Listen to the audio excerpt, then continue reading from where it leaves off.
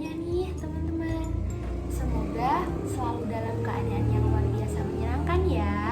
Amin. Bareng aku, Evita Adi Megantari, biasa dipanggil Evita, dari program studi Pendidikan Guru, Pendidikan Anak Usia Dini, Universitas Negeri Malang. Selanjutnya kita akan membahas tentang penggunaan teknologi pada masa pandemi terhadap tumbuh kembang anak. Sebelumnya di sini aku mau menambahkan kalau pada masa sekarang anak-anak usia TK hingga SD merupakan generasi alfa, yakni generasi terusan setelah generasi Z, generasi saya. Nah, generasi alfa merupakan generasi yang lahir pada perkiraan tahun 2010 hingga 2024 mendatang. Pada tahun-tahun tersebut, peradaban merupakan era pesatnya perkembangan zaman, khususnya pada bidang teknologi informasi. Jadi, kita nggak perlu heran-heran banget atau kaget kalau generasi alfa ini sering disebut generasi net dan diidentikan dengan penggunaan gadget dimanapun serta kapanpun, karena ini juga merupakan bentuk dari revolusi 4.0 ya teman-teman. Dan juga karena memang sejak anak generasi alfa lahir, mereka sudah dapat mengenal dan beradaptasi serta hidup berdampingan dengan kecanggihan sebuah teknologi. Selanjutnya, kita mundur sebentar ke tahun 2019. Nah, kalian ingat ada apa di tahun 2019? Ya, betul. Pada tahun tersebut, kasus wabah yang bermula di pasar hewan kota Wuhan, Tiongkok, yakni menyebabkan munculnya virus baru yang menyerang manusia hingga beresiko menyebabkan kematian. Virus ini disebut sebagai virus COVID-19. Nah, virus ini kemudian menyebar hingga ke seluruh penjuru dunia, termasuk juga Indonesia pada tahun 2020 bulan Maret. Nah, munculnya pandemi COVID-19 ini di Indonesia sendiri menyebabkan pemerintah mengeluarkan kebijakan untuk melakukan segala kegiatan di rumah, seperti belajar dari rumah, kerja dari rumah, hingga beribadah di rumah. Kebijakan ini awalnya sempat menggegerkan dan menuai pro serta kontra, terlebih pada kelompok pelajar, yaitu saya, karena proses belajar mengajar ketika dilakukan secara daring dirasa sangat berbeda dan tidak meningkatkan kemampuan secara signifikan. Namun, setelah lambat laun berhasil beradaptasi, akhirnya segala strata masyarakat seperti pelajar serta pekerja kantoran dapat menggunakan teknologi gadget dengan gamblang.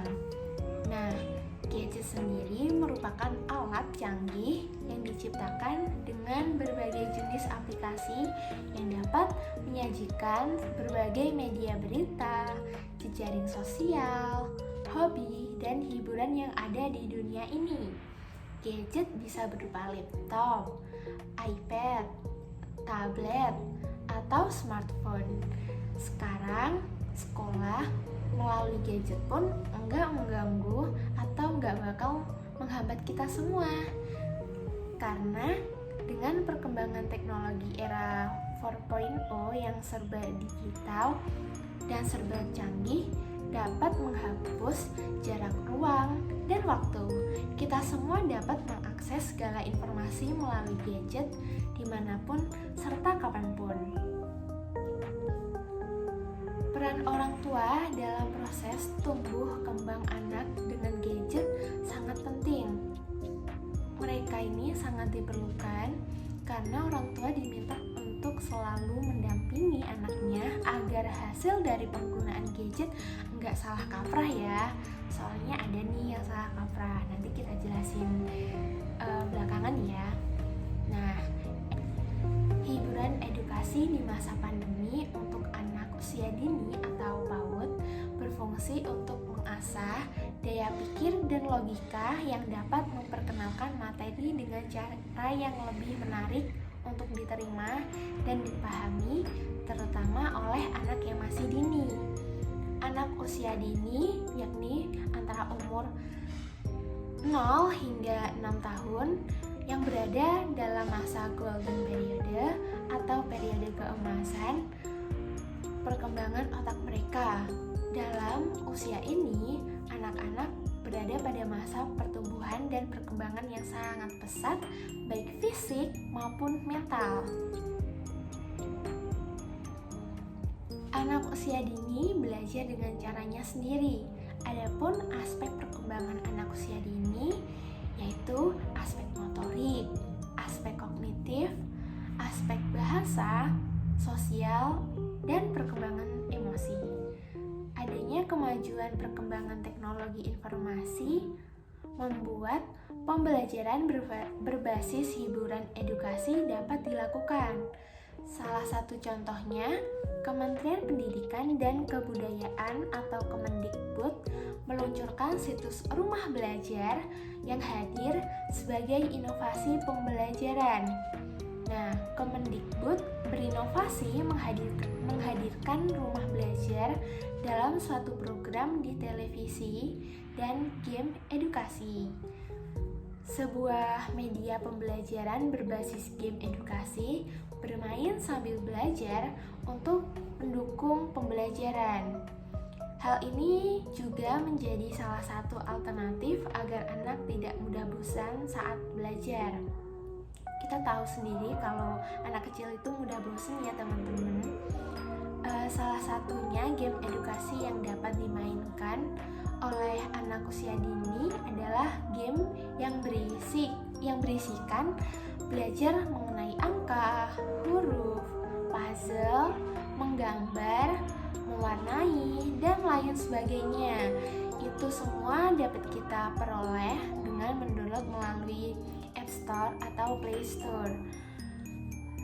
Hiburan edukasi untuk anak usia dini membuat anak dibekali dengan kemampuan berpikir tingkat tinggi atau high order thinking skills.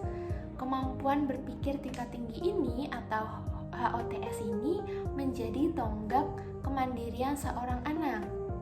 Pembelajaran hiburan berbasis edukasi dilakukan agar anak dapat belajar sendiri dan menemukan pengetahuannya secara mandiri dan bereksplorasi dalam mencari pengetahuan. Dampak gadget pada masa pandemi untuk tumbuh kembang anak sendiri sangat beragam. Selanjutnya, mari kita menilik dampak positifnya terlebih dahulu ya.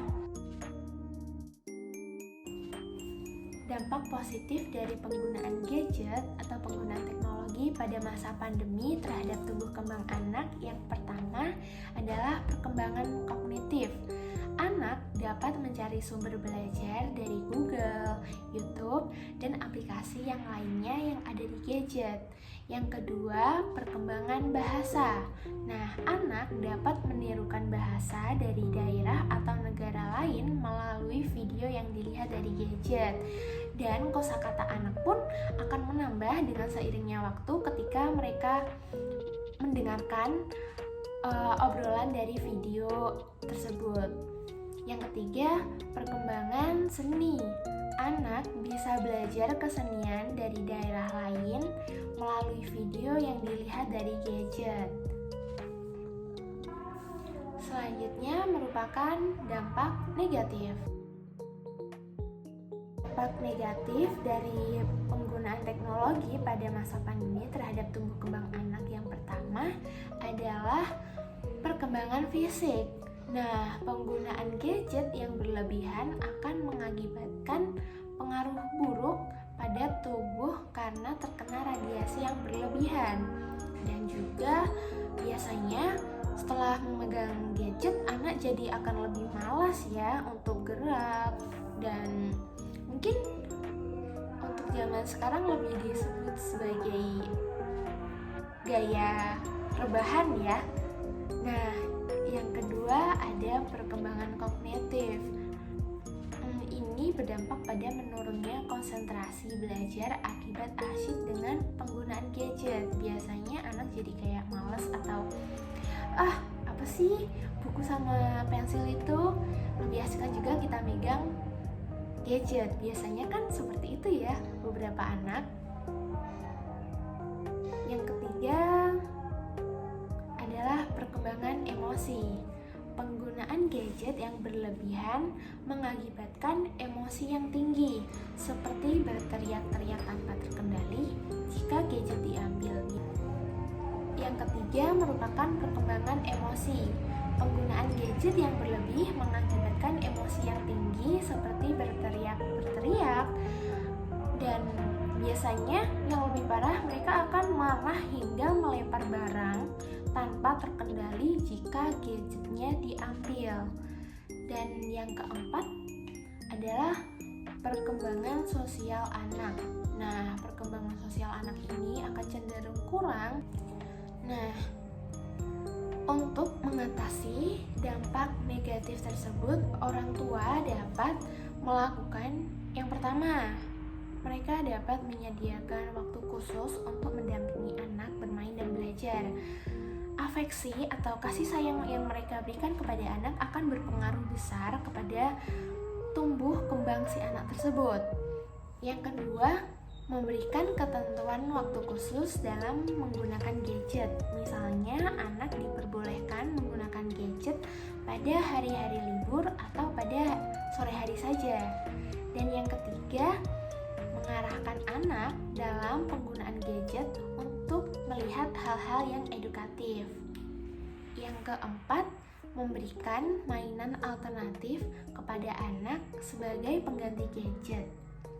Dan yang kelima, memberikan contoh kepada anak, yaitu menggunakan gadget saat diperlukan, serta kita juga harus bisa memperlihatkan tontonan yang baik agar anak meniru hal-hal baik tersebut, karena karakteristik anak tidak jauh dari meniru ya.